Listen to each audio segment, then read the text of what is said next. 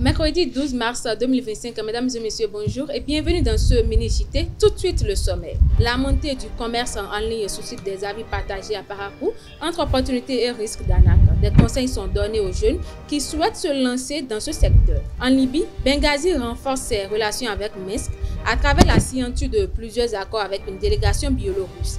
Les précisions dans ce 13 heures. En sport, le Kenya relève des irrégularités dans la réfection des stades à l'approche des grandes compétitions africaines. Restez avec nous pour plus de détails.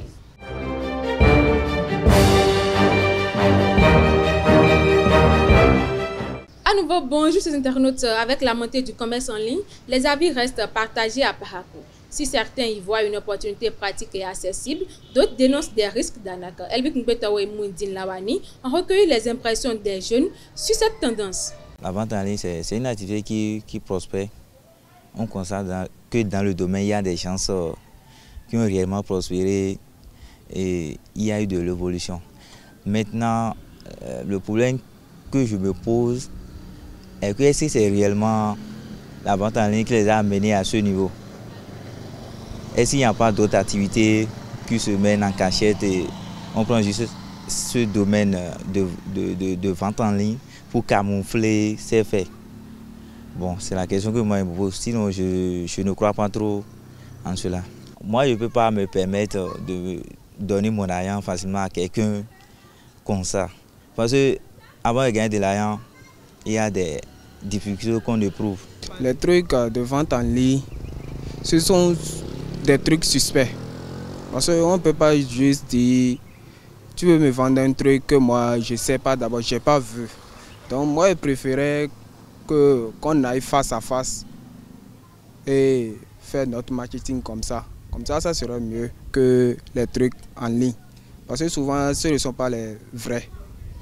On peut te vendre les trucs périmés, peut-être les trucs qui ne sont pas à mode. Les ventes en ligne, ils ont des avantages ainsi que des inconvénients. Par exemple, tout récemment, j'ai commandé un PC et un Mac Acer. Donc, la marque que j'ai demandé, ce n'est pas ça qui m'a amené. Je leur conseillerais de faire gaffe parce que tout ce qu'on voit n'est pas de la réalité. On vend de fiction. Donc, ils doivent se méfier beaucoup de ce qu'ils voient sur le net. Je vais leur dire d'être aussi vigilants parce que ce sont des trucs qui ne sont pas recommandés parce qu'on peut les poursuivre à tout moment. Une vingtaine de journalistes et acteurs des médias communautaires du Borgou ont pris part ce lundi 10 mars à Parakou à une formation sur le nouveau code de déontologie et d'éthique dans les médias. Organisé dans le cadre du projet Média B, l'atelier visait à renforcer les bonnes pratiques journalistiques et à promouvoir l'autorégulation du secteur. Parmi les innovations majeures abordées figure l'interdiction du cumul des fonctions de journaliste et de chargé de communication, ainsi que la mise en place obligatoire de comités d'éthique dans les rédactions. Le chef d'arrondissement de la Fiarou, Elias Agueolowoloba, a été honoré par une délégation de 250 membres de la communauté Peul pour son engagement en faveur de la paix et du vivre ensemble. Lors d'une visite à son domicile, les représentants Peul ont exprimé leur reconnaissance pour les actions menées, facilitant une meilleure cohabitation avec les autres communautés. En retour, l'élu a invité à poursuivre les efforts pour renforcer la cohésion sociale, notamment dans la gestion des conflits liés à l'élevage. Hors de nos frontières, la ministre sénégalaise des Affaires étrangères, Yacine Fall, a annoncé que des discussions sont en cours avec la Mauritanie sur les conditions d'obtention des titres de séjour pour les Sénégalais résidant dans ce pays. Elle a précisé que Nouakchott s'est engagé à transmettre les nouvelles modalités avant la fin du mois de mars, malgré la pression migratoire à laquelle il fait face. Le Sénégal, de son côté, a exprimé son indignation face au mauvais traitement subi par certains de ses ressortissants et demande des solutions durables. Une délégation biélorusse de haut niveau conduite par le vice-premier ministre Viktor Karankevich a achevé hier une visite de 2 jours à Benghazi où 6 accords ont été signés avec le gouvernement d'Oussama Hamad. Ces accords concernent notamment la santé, l'agriculture, l'industrie et le pétrole, tandis que des discussions sécuritaires auraient également eu lieu. Ce rapprochement entre Benghazi et Minsk intervient moins de 20 jours après la rencontre du maréchal Haftar avec le président Loukachenko à Minsk. Sport pour boucler ce mini-JT, Panthère FC de Djougou et Real Sport de Savè se sont affrontés ce dimanche sur la pelouse du stade omnisport de Djougou et se sont quittés sur un score 3-1 en faveur des locaux. Une défaite qui, pour le coach de Real Sport, a un goût de victoire. Suivez le micro de Mouidine Lawani.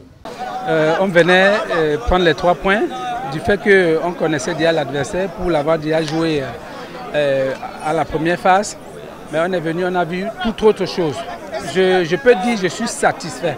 Je suis satisfait par le jeu produit, mais je n'ai pas l'habitude de le dire. Il va falloir que les hommes qui viennent vraiment être impartials parce que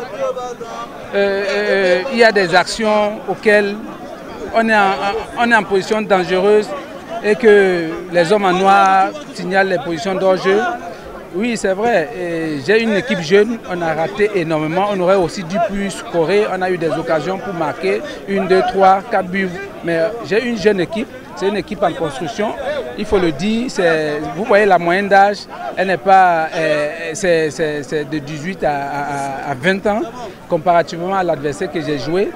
Je pense que dans la production, je suis satisfait. Mais ce qui n'a pas marché, c'est parce que mes gamins n'ont pas marqué les buts. Je n'ai pas vu un jeu qui m'a étonné, je n'ai pas vu un jeu qui m'a impressionné. Ils ont été réalistes, c'est tout. Hein. Sinon, dans le contenu, moi, je pense que j'ai joué Panthère à gagner, c'est tout. Hein. J'ai joué Panthère à gagner parce que quand vous regardez dans le contenu, je n'ai pas vu Panthère aligner 1, 2, 3 passes. Hein. Il faut que je suis entraîneur et je le dis avec la franchise. Mais par contre, quand on dit moi, mon équipe a produit. Mais maintenant, comme c'est un championnat à 3 points, on ne demandera pas qui a bien joué, ce qui a gagné. C'est un championnat à 3 points, il suffit seulement d'aligner 3, 4 victoires et puis bon, on va sortir. On y croit toujours. C'est ça. L'objectif n'a pas changé. Je pense que je vais jouer le trouble fait jusqu'à la fin du championnat. L'auditrice générale du Kenya, Nancy Gatungu, a signalé des irrégularités dans la rénovation de plusieurs stades, notamment à Nairobi. Son rapport met en lumière des défauts tels que des projecteurs défectueux et des terrains inadaptés alors que le pays doit co-organiser le CHAN en août et la CAN en 2026.